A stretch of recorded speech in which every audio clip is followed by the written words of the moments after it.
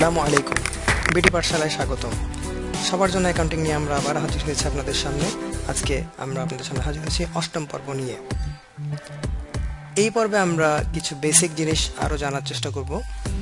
যেমন এই পর্বে আমরা জানবো ডেবিট এন্ড ক্রেডিট নিয়ে। যারা অ্যাকাউন্টিং সম্পর্কে কোনো আইডিয়া রাখেন বা যারা কোনো আইডিয়া রাখেন না, দুই পক্ষই ভালো করে অ্যাকাউন্টিং এর এই দুটি টার্মের সাথে সামহার পরিচিত বা জানাশোনা আছে যে অ্যাকাউন্টিং এ ডেবিট এবং ক্রেডিট নিয়ে দুটো জিনিস আছে এই নামে। কেউ বোঝেন কেউ বোঝেন না, যেটাই হোক, তবে এটি খুবই পপুলার দুটি টার্ম, ডেবিট এবং ক্রেডিট। আমরা অনেক সময় মোবাইল ফোনে যখন ফ্লেক্সি লোড বা ইজি লোড করি তখন ওই ধরনের কিছু ওয়ার্ড আমাদের চোখের সামনে আসে যে your account has been debited or credited something like that. আমরা এইসব জিনিস নিত্য নতুন আমরা পরিচিত হচ্ছি। এখন আমরা জানার চেষ্টা করব ডেবিট এবং ক্রেডিট এই দুটো জিনিস কি। সেটা জানার আগে আমরা অ্যাকাউন্টস কি সেটা জানার চেষ্টা করব।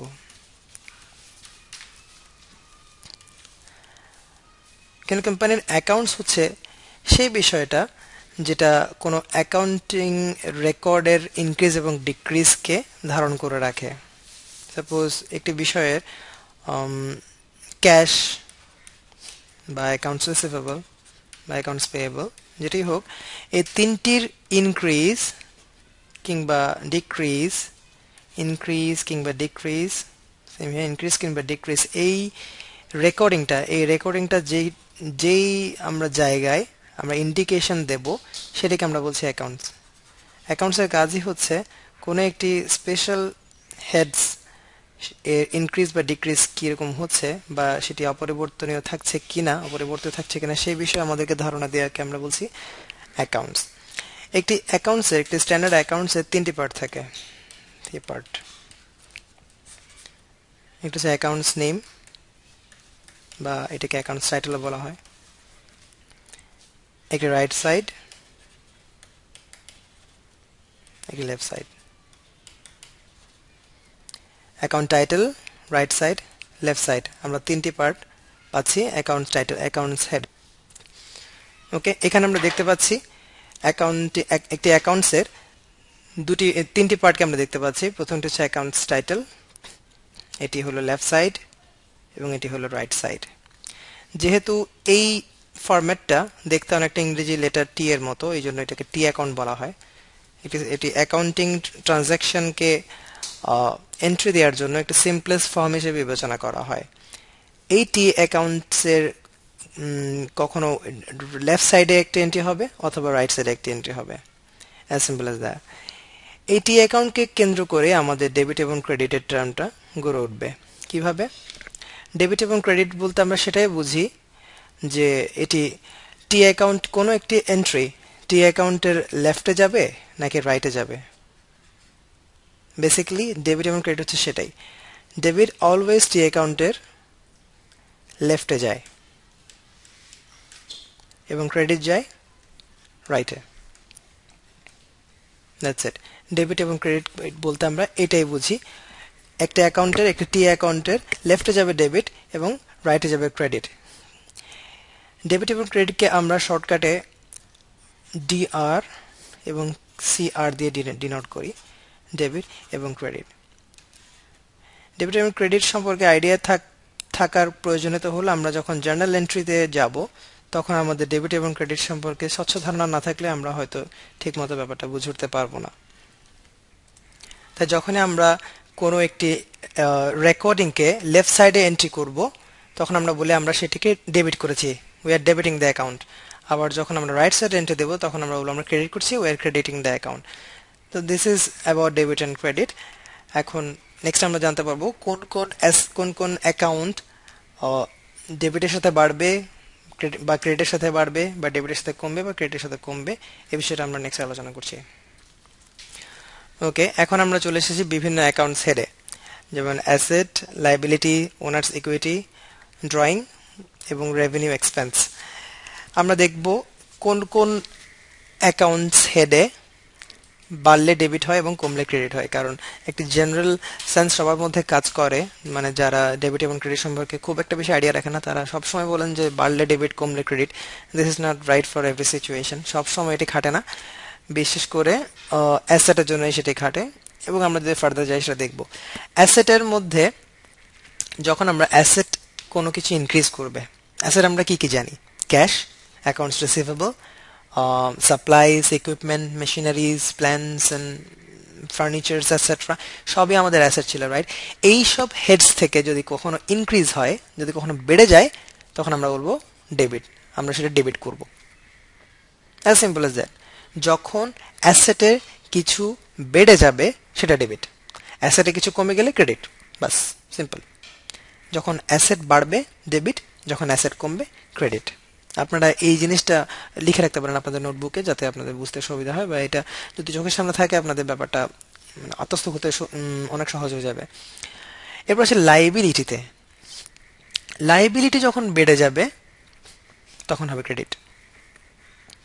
যখন লাইবিলিটি বাড়বে, যখন আমার দেনা বেড়ে যাবে, তখন আমার ক্রেডিট বেড়ে যাবে। স্বাভাবিক, কেন? আমরা আগে জেনেছি ক্রেডিট মানে কি? ক্রেডিট মানে হচ্ছে লোন, ক্রেডিট মানে হচ্ছে দেনা।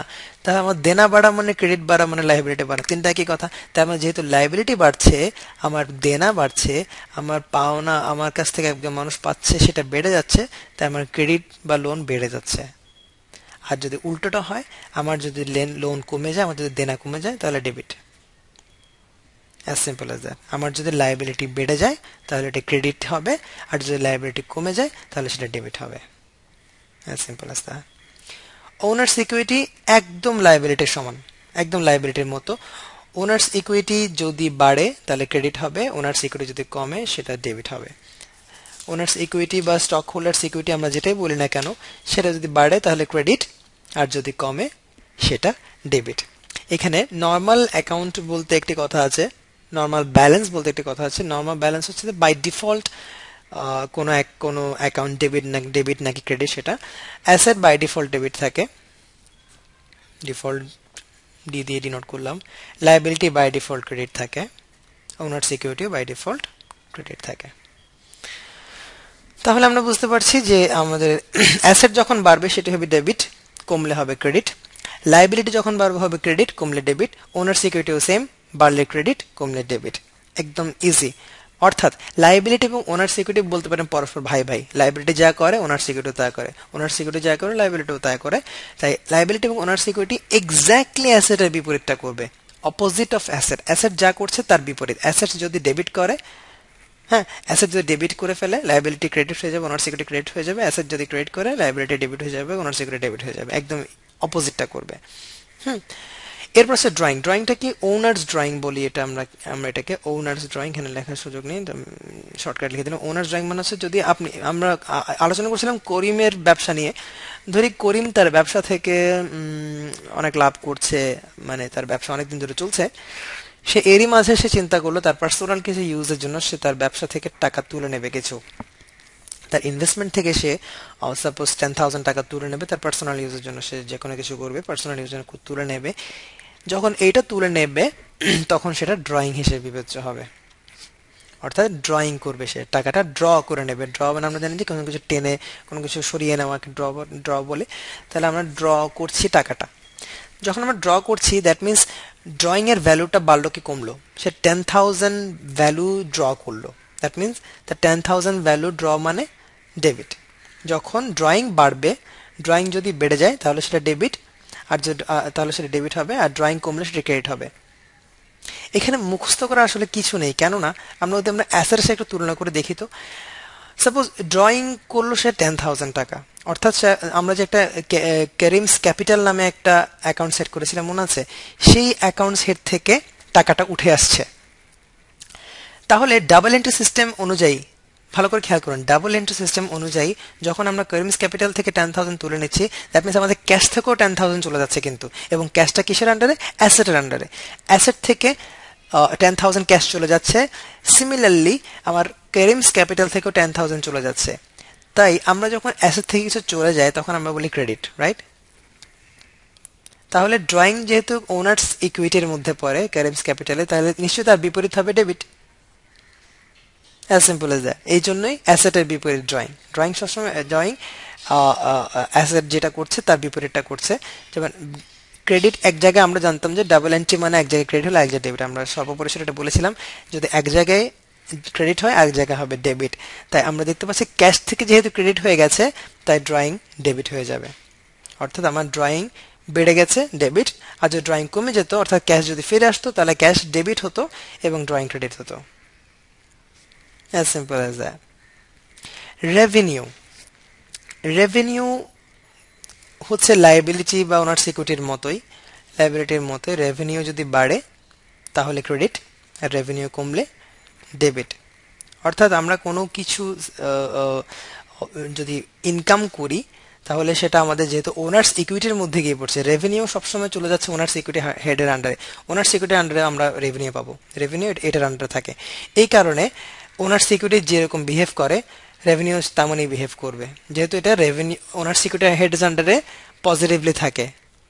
এটি এক্স্যাক্টলি ওনার্স ইকুইটি যেমন করবে তেমনই আমরা এক্সটেন্ডেড অ্যাকাউন্টিং ইকুয়েশনে দেখেছিলাম রেভিনিউ মাইনাস এক্সপেন্স ছিল, সেখানে আমরা যেহেতু কোনো পজিটিভের আগে প্লাস দিই না, তারপর এখানে প্লাস দিয়ে দেখাই, যেহেতু এটা পজিটিভ এবং ওনার্স ইকুইটির সাথে যুক্ত তাই ওনার্স ইকুইটি যেমন বিহেভ করবে রেভিনিউ তেমন বিহেভ করবে।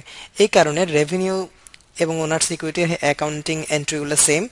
ওনার্স ইকুইটি যেমন বাড়লে ক্রেডিট হতো রেভিনিউ বাড়লে ক্রেডিট হবে, ওনার্স ইকুইটি যেমন কমলে ডেবিট হতো রেভিনিউ কমলে ডেবিট হবে, অ্যাজ সিম্পল অ্যাজ দ্যাট। আর এক্সপেন্স দেখুন, এক্সপেন্স কিন্তু পজিটিভ না, এক্সপেন্স নেগেটিভ ছিল, তাই এক্সপেন্স জাস্ট অপোজিট করবে ওনার্স ইকুইটির। তাই এক্সপেন্স যখন বাড়ে তখন ডেবিট হয়, এক্সপেন্স যখন কমে তখন ক্রেডিট হয়। রেভিনিউ এবং এক্সপেন্স মনে রাখার সবচেয়ে সোজা উপায় হচ্ছে এটা যে রেভিনিউ আর এক্সপেন্স দুটোই ওনার্স ইকুইটির হেডসের আন্ডারে ছিল এবং রেভিনিউ ছিল পজিটিভ, এক্সপেন্স ছিল নেগেটিভ। যেটা পজিটিভ সেটা ওনার্স ইকুইটির মতোই বিহেভ করবে, যেটা নেগেটিভ সেটা ওনার্স ইকুইটির অপোজিটটা করবে। তাই আমরা দেখতে পাচ্ছি লায়াবিলিটি এবং ওনার্স ইকুইটি সাথে একই রকম বিহেভ করছে রেভিনিউ, মাইনাস ব্যালেন্স থাকার কারণে এক্সপেন্স করছে অপোজিট বিহেভিয়ার। অর্থাৎ এক্সপেন্সটা অ্যাসেটের মতোই বিহেভ করছে, অ্যাসেট যেমন বাড়লে ডেবিট কমলে ক্রেডিট, এক্সপেন্সও বাড়লে ডেবিট কমলে ক্রেডিট। সিমিলার আরেকটা আছে, সেটি হচ্ছে আমাদের এই যে ড্রয়িং, যেহেতু ড্রয়িং ওনার্স ইকুইটি থেকে চলে যাচ্ছে ওটাও কিন্তু মাইনাস, দেখেছেন কি সুন্দর সিস্টেম, ওটাও ছিল মাইনাস, ড্রয়িংটা ছিল মাইনাস, কেননা ওনার সিকিউরিটি থেকে সেটা চলে যাচ্ছে, ওনার সিকিউরিটি থেকে মাইনাস হয়ে যাচ্ছে, তাই সেটা এক্স্যাক্টলি এক্সপেন্স যেমন কাজ করেছে মাইনাস হিসেবে ড্রয়িংটা মাইনাস কাজ করবে। আমরা এক্সটেন্ডেড অ্যাকাউন্টিং ইকুয়েশনে দেখেছিলাম ড্রয়িংসটা আমরা মাইনাস করেছিলাম, তাই যে দুটো মাইনাস ছিল সেই দুটো ওনার সিকিউরিটির যে ক্যারেক্টারিস্টিক্স তার বিপরীত কাজ করেছে, আর শুধুমাত্র যেটা পজিটিভ ছিল সেটাই কনফার্ম করেছে, সমান কাজটা করেছে। মানে ওনার সিকিউরিটি যেমন ছিল, যেমন বিহেভিয়ার করতো, রেভিনিউ তেমন বিহেভিয়ার করে। কিন্তু যে দুটো মাইনাস ছিল এক্সপেন্স এবং ড্রয়িং, সে দুটো জাস্ট অপোজিট বিহেভ করেছে। তাই আমাদের সবগুলো আলাদা আলাদা মুখস্থ রাখার কোনো দরকার নেই, আমাদের জাস্ট অ্যাসেট এবং লায়াবিলিটি মনে রাখলেই চলছে।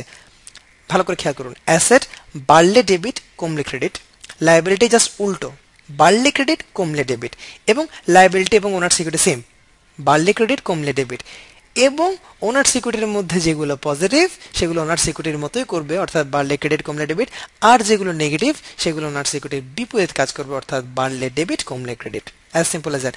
আপনাকে যদি মনে রাখতে হয় সবকিছু, আপনার আর কিছু মনে না রাখলেও শুধুমাত্র অ্যাসেটটা মনে রাখলেই চলবে।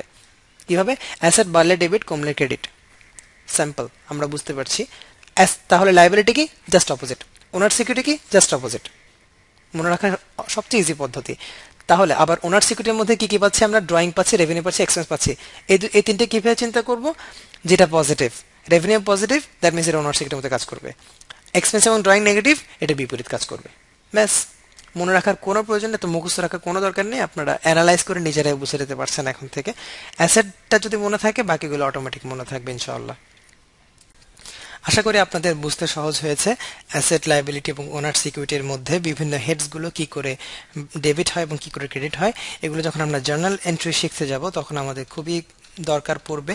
তাই আশা করি এই বেসিক জিনিসগুলো আপনারা ক্লিয়ার করেছেন। আপনার যদি কোনো কোয়েশ্চেন থাকে, যদি কোনো রকম সমস্যা বোধ করেন, যদি কোনো রকম কনফিউশন থাকে, আপনারা নিচে কমেন্ট করে জানাবেন, আমরা যথাসাধ্য উত্তর দেওয়ার চেষ্টা করব। আশা করি আপনাদের এই এপিসোডটা ভালো লেগেছে।